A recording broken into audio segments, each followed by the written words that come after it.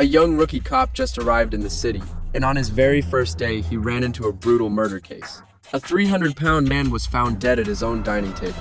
His hands and feet were tightly bound with wire, and his face was buried in a huge plate of spaghetti. It looks like he suffocated.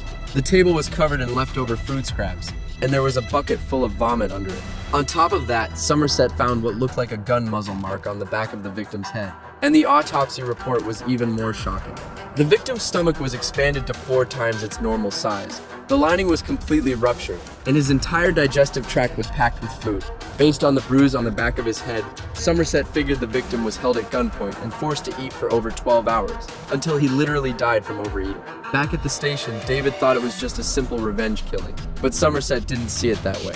Because if someone wants revenge, they just pull the trigger, not force their victim to keep eating at gunpoint. The killer even made 2 separate trips to the grocery store during the crime to buy more food. That kind of behavior takes time and patience, and it's risky.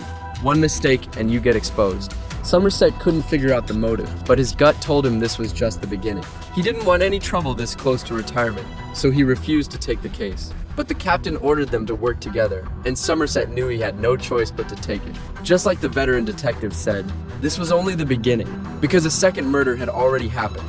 A high-profile lawyer was found dead in his office, completely drained of blood. The killer used blood to write a word on the floor: greed. Next to it, on a scale, was a pound of flesh cut from the victim. Now David was confused. The 2 cases didn't seem connected, but the methods were equally bizarre. Still, he didn't link them together, since too many details didn't match. But both crimes felt ritualistic and strange, and he just couldn't make sense of it. Meanwhile, the captain found Somerset working on paperwork and told him about the lawyer's death. The moment he heard the word greed, Somerset froze. Then the captain handed him a jar. He said these plastic pieces were found in the fat man's stomach, mixed in with the food like someone forced him to eat them. Sensing something was off, Somerset went back to the first crime scene, checked everything carefully, and found 4 scratch marks under the fridge, like it had been moved. He pushed the fridge aside and found the word gluttony written on the wall behind it in greasy fat. Next to it was a note that read, "The path out of hell is long and hard, but it leads to light." It's a line from Milton's Paradise Lost, and also tied to the concept of the 7 deadly sins in Catholic belief. The killer might be following the order of the 7 deadly sins: gluttony, greed, sloth, wrath, pride, lust, and envy. So far, we've seen gluttony and greed, which means 5 more victims are coming. Now, wait a minute. I can't get involved in this.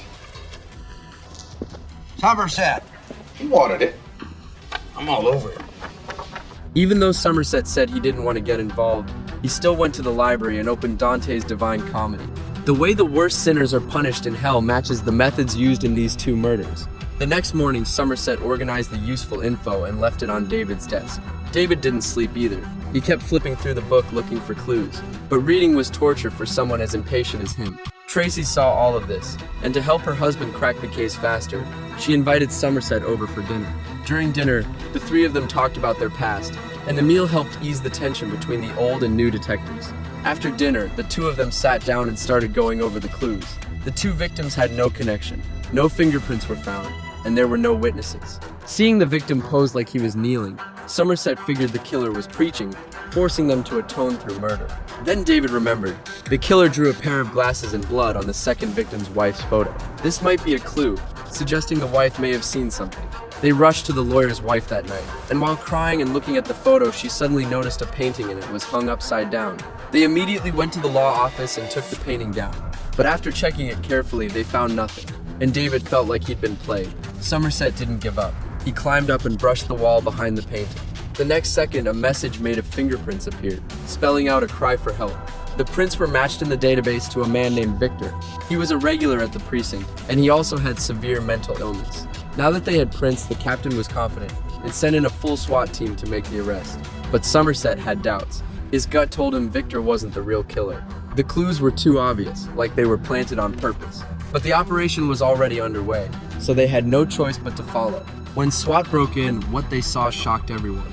The man on the bed barely looked human, his body shriveled like a zombie. His skin was covered in sores, enough to make anyone sick. On the wall above the bed, the word sloth was carved, the 3rd victim of the 7 deadly sins. David found a stack of photos and realized Victor had been tied to that bed for a full year. What shocked him even more was that Victor was still alive. The killer kept him alive with drugs so he could suffer consciously. The killer had played them all along, and David was furious, almost losing control. Then a flash went off downstairs. A reporter had snuck in. Enraged, David grabbed the camera and forced the reporter out. But he had no idea he'd paid dearly for that moment. Then more bad news came from the hospital. Victor was barely alive, and any stimulation could kill him after all that trauma.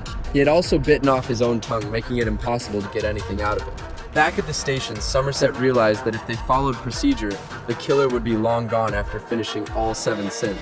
So he changed tactics, figuring the killer was religious and must be following old texts, which meant digging through a lot of material. He used connections to pull records of anyone who checked out religious or criminal psychology books. After cross-checking, they landed on a man named John Doe. They went to his apartment, but no one answered. As David was about to break in, a figure appeared at the end of the hallway. Before they could speak, the man pulled a gun, fired, and ran. David wasn't letting him go and took off after him. He chased him through the alley, almost caught him, then lost him in a narrow passage. As David searched carefully, the killer was already hiding on a car, waiting. The gun pressed against David's head, but the killer didn't shoot, just toyed with him. By the time Somerset arrived, the killer was gone. Humiliated, David lost it and kicked in the apartment door without a warning. Somerset could only shake his head. He'd never seen someone so impulsive. But it was too late, so he followed him inside. Inside, they found supplies everywhere, along with tools for the crimes. The walls were covered in twisted religious images, and Somerset even found Victor's hand preserved. The worst part, David found a photo in the darkroom that shouldn't be there. The killer had already met them. He was the reporter David kicked out. At the same time, Somerset noticed a shopping list and a photo of a blonde woman, but didn't think much of it. Then the phone rang. It was John on the line. He apologized for hurting David, but it sounded more like a taunt. John didn't expect to be found so quickly, praised them, said he'd adjust his plan, then hung up. They found plenty of traces, but still no usable prints. But Somerset had a lead. They found a photo of a prostitute in the apartment. The prostitute represents lust in C7N, which probably means she's the next victim, so Somerset and Mills rushed to the prostitute's workplace. But they were still too late. She was killed with a disturbing device, and only a terrified client was left. By Sunday, the killer called in and gave them the 5th victim's location. The victim was a model. He cut her face, taped a phone to one hand and pills to the other. He forced her to choose, call for help and live with her ruined face, or take the pills and die with her beauty intact. The model, who values her looks more than her life, clearly chose the latter, so she represents pride and Caesaro. Each victim represented a sin, and the killer forced them to face it before they died. The glutton, the greedy lawyer, the lustful prostitute, the proud model, and Victor the sloth, still alive but worse than dead. Now only envy and wrath remained. As Somerset and David struggled with this, a blood-covered man walked right into the station. You're looking for me. Put your fucking hands. Get away from him! Now! Get out! Get down! On your stomach! All the way! The man who showed up was the killer himself, John Doe. In the interrogation room, John was unusually calm, and the reason the police couldn't find his fingerprints was because he had cut the skin off his fingertips. But the 7 deadly sins weren't complete yet. Envy and wrath were still missing. So why did he turn himself in? That left Somerset confused. At least they had him now. No matter how capable he was, there was no way he was getting out. But through his lawyer, John told the police he had hidden 2 more bodies. If they wanted to know where, Somerset and David had to escort him to a specific location before 6 a.m. the next morning. If the police agreed, he would sign a full confession immediately. Otherwise, he would plead insanity and walk free. The police had no choice but to agree. Before heading out, the 2 men hid wires under their clothes and checked their guns to make sure everything was ready. John sat in the back seat with his hands cuffed, but he looked completely calm. His eyes were clear and focused, nothing like a typical killer. On the way, Somerset couldn't help but ask him why he killed so many innocent people. But in his eyes, they weren't innocent. They were symbols of the sin society had allowed to grow. John believed what he was doing wasn't murder. It was a wake-up call to the world. Somerset had seen the darkest sides of humanity. In a way, he understood John's anger, but he could never agree with his extreme methods. David tried to gain the upper hand with sarcasm, but it didn't work on John at all. Realize, Detective, the only reason that I'm here right now is that I wanted to be. No, we would have got you eventually. Oh, really? What was the indisputable evidence you were going to use on me right before I walked up to you and put my hands in the air? John, I seem to remember us knocking on your door. Oh, that's right. And I seem to remember breaking your face.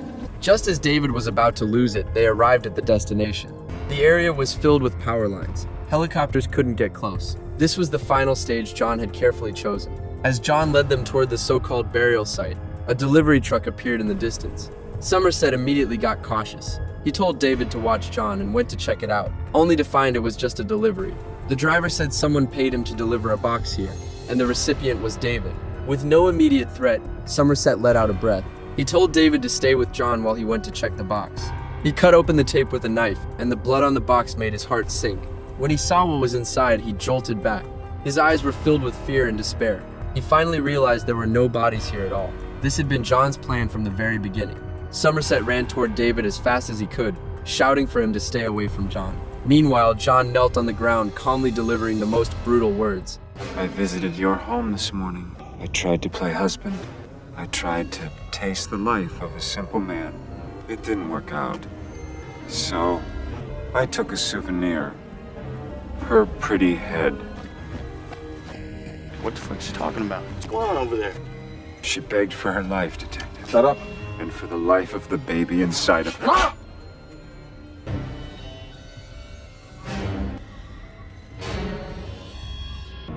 He didn't know. David's world shattered. He pointed his gun at John, hoping Somerset would deny it all. But the silence destroyed that hope. Somerset knew he couldn't stop it. And in the end, David was consumed by rage and pulled the trigger. John became the embodiment of envy, and David became the embodiment of wrath. By sacrificing his own life, John turned a cop into the final piece of the 7 deadly sins. C7N is a film that feels hopeless from beginning to end. It completely overturns the classic Hollywood idea that good always defeats evil. In this story, the hero loses completely, and John perfectly completes his work. He proves his theory in a way no one can argue with. Even those who stand for justice can fall into primal sin under extreme emotional pressure. But he overlooked one thing. What truly keeps the world going isn't perfect judgment. It's the people who see the darkness and still choose to stand in the light.